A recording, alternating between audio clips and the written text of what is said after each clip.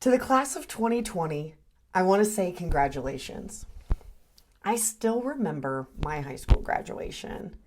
I remember the short white dress that I had to wear underneath my graduation gown, which probably surprises a lot of you. And I remember being really worried that day. Not so much about the dress. I had acquired a tattoo at 16 with a fake ID, and I didn't really want my family to find out. And so that was also the day that I found out that foundation comes in different colors. I still remember the busyness of the gym, the echo, the screams as each graduate creeped their way around the large room, over 700 graduates in my class, to make their way onto the stage, take the big picture, right? And then to come back off of the stage and be a graduate. I remember all of that. And I also remember going to work that day on my graduation day. It's a true story. I forgot to ask for the day off. And so immediately when my school graduation ended, I went home, took a bunch of pictures with my family in the front yard wearing that dress because I'm sure they knew this would be the last time. And I went to work. I remember blaring music, driving down the highway thinking it was just like any other day.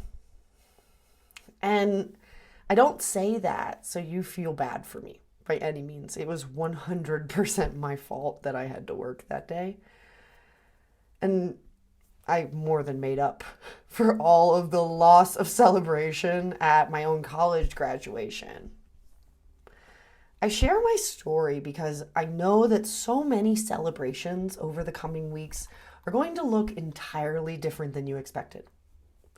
And I know that that's disappointing and hard to swallow, and it seems like a curse, just like my really poorly timed shift felt back when I was just 17.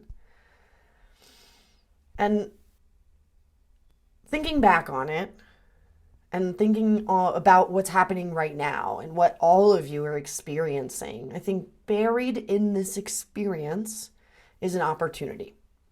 One that I've only really figured out after living just as many years since graduation as I did up to that point. The lesson here is that you get to slow down. Now, full transparency, if I told my 17-year-old self to slow down, I'm pretty sure she would tell me to shut up. There's no part of me that believed that slowing down would ever get me where I wanted to be. But here's what I want you to think about. Never again will you experience a world on pause. A world without a million expectations and places to be.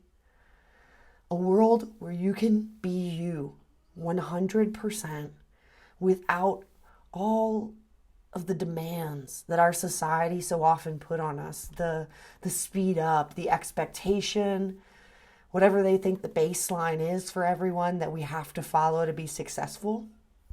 There's none of that. You get to live in this moment. And I hope you'll take the time to enjoy this moment as long as you can. Because for me, it took over 17 years of rushing around to figure out, thinking that I was always going to figure it out, to be right and get where I was going, right? I spent so much time thinking I was doing it all. I was figuring it all out, that it cheated me out of these big celebrations in my life.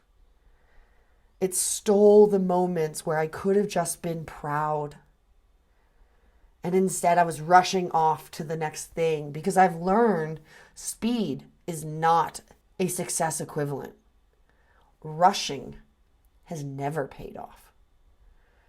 Rushing stole my joy consistently because my urgency was never anyone else's emergency. I'll get there when I'm supposed to be there, and you will too. So to the class of 2020, I want you to know this. You can't predict the future. I can't either. But what you can do right now is slow down and love your life for what it is. That lesson alone is going to serve you endlessly through your time here as you move on to your next graduations, your next dreams, and your next hopes. I'm wishing you the best.